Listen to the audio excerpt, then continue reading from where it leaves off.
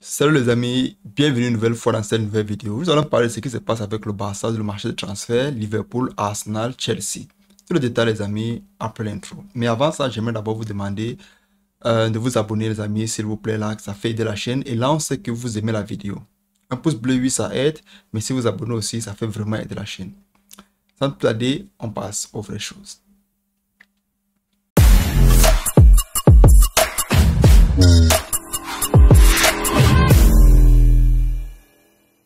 Aujourd'hui, il y a une situation un peu plus délicate avec Victor Roque. Victor Roque, c'était un joueur de Barça, c'est un joueur courtisé par le Barça. Le joueur veut jouer au Barça, c'est son équipe de rêve. Il veut toujours jouer au Barça.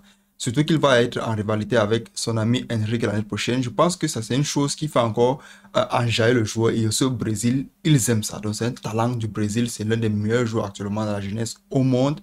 Le Barça veut le joueur, mais la situation actuelle du Barça fait en sorte qu'ils sont un peu réticents. Ils ralentissent un peu sur le dossier. Pourquoi? Parce qu'aujourd'hui, le Barça est dans une situation économique, financière qui fait en sorte qu'ils ne peuvent pas attaquer un joueur aussi facilement. Aujourd'hui, Victor Roque est annoncé au Barça en janvier.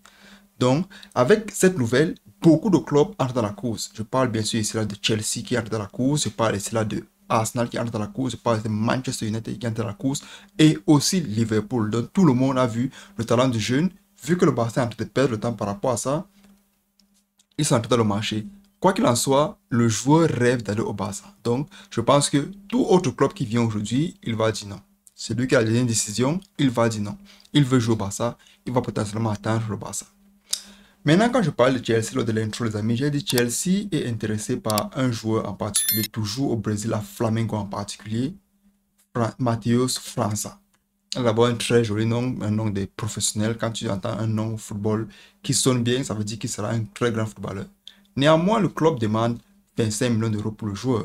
Chose que Chelsea ne veut pas donner. Ils veulent un peu entrer en deçà de ça. Mais ils veulent le joueur.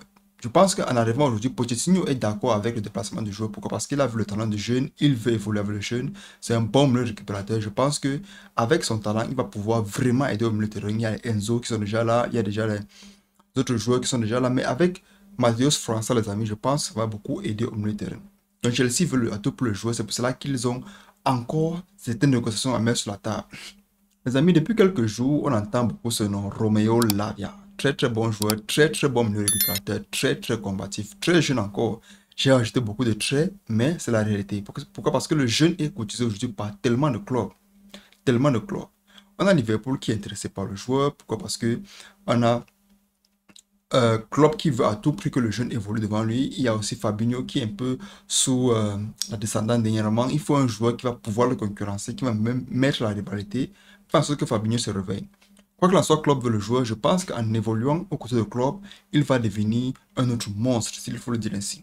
Donc aujourd'hui, Manchester United explore la piste. Ils ne savent pas. Peut-être que ça peut être quelque chose qu'ils sont en train de louper. Ils veulent à tout prix voir à quel niveau se situe la performance du joueur. Il y a aussi Arsenal qui veut le jouer, mais ça dépend. Ça dépend de qui, de Partey. Pourquoi? Parce que Partey, dernièrement, je vous ai dit dans ma précédente vidéo, les amis, il veut partir. Il veut quitter du club parce qu'il veut du temps de jeu. Il y a Arteta qui ne fait qu'amener des milieux de récupérateurs, il ne fait qu'amener des milieux défensifs. Il voit son poste un peu discuté. Et pour quelqu'un qui a très bien performé lors de la saison dernière, surtout à partir de la première moitié de la saison, ça fait un peu qu'il soit un peu en confusion. Est-ce qu'il joue bien ou pas? Quoi qu'il en soit, il veut un club où il aura la performance, il aura une performance. Il veut un club où il pourra performer chaque fois et être titulaire à chaque fois. C'est pour ça qu'aujourd'hui, Arsenal attend Partey pour pouvoir attaquer sur le cas de Romeo Lavia. Quoi qu'il en soit, Romeo Lavia aujourd'hui est un joueur très courtisé. On attend dans les jours à venir ce qui va se passer.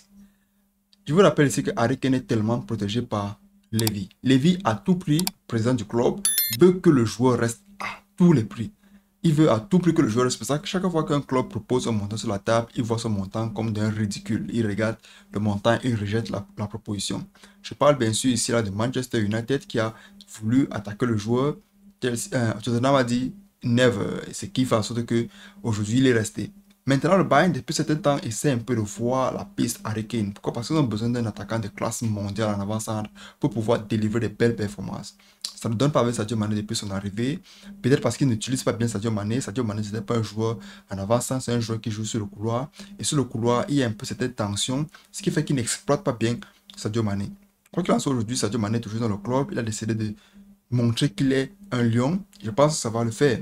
Et Harry Kane maintenant pourra maintenant venir plutôt pour jouer en avant-centre. Pourquoi? Parce qu'ils veulent à tout prix quelqu'un qui va vouloir délivrer, qui va venir délivrer les buts, autant pour moi. Donc aujourd'hui avec Harry Kane, les amis, on ne connaît pas encore si Daniel Levy va laisser partir le star. S'ils vont laisser partir le star. Pourquoi? Parce qu'aujourd'hui, il y a tellement de problèmes en interne. Harry Kane, lui, il ne dit rien. Il ne dit rien, mais il veut aller dans un club, il va pouvoir gagner le trophée. Chose qu'il n'a pas.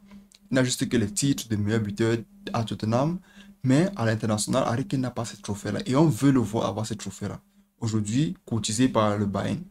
Et je pense que dans cette situation, les amis, surtout avec le cas Kylian Mbappé, s'il faut le mettre en parenthèse, le Real de Madrid paie beaucoup. Pourquoi? Parce que rappelez-vous, le Real de Madrid était intéressé par la piste Harry Kane et Kai Alves. Ils ont abandonné cette piste parce qu'ils voulaient Kylian Mbappé. Donc on ne sait pas encore avec la situation Kylian Mbappé. On ne sait pas encore, c'est un peu flou. Mais voilà comme Harry Kane est en train de partir au Bayern, ça veut dire que le Real est en train de perdre. Le Real Madrid perd. Pourquoi? Parce qu'il pouvait avoir Harry Kane, il pouvait aussi avoir Kai Alves, même si Kai Alves ce n'est pas ce joueur-là que tous les fans étaient sceptiques de l'avoir, étaient like 100% heureux de l'avoir, il au moins voulait Harry Kane. Harry Kane. Maintenant, il est intéressé. Maintenant, la piste est abandonnée par le Real Madrid. Le Bayern le veut. Donc, on ne sait pas encore ce qui va se passer dans les jours à venir. Je vous tiens informé, les amis. C'était tout pour cette vidéo. J'espère que vous l'avez aimé. N'oubliez pas de liker, commenter, partager, les amis. Ça fait vraiment aider la chaîne. Et surtout, vous abonner. Ça fait vraiment aider. On se revoit la prochaine fois. La paix sur vous. Prenez soin de vous. Ciao, ciao.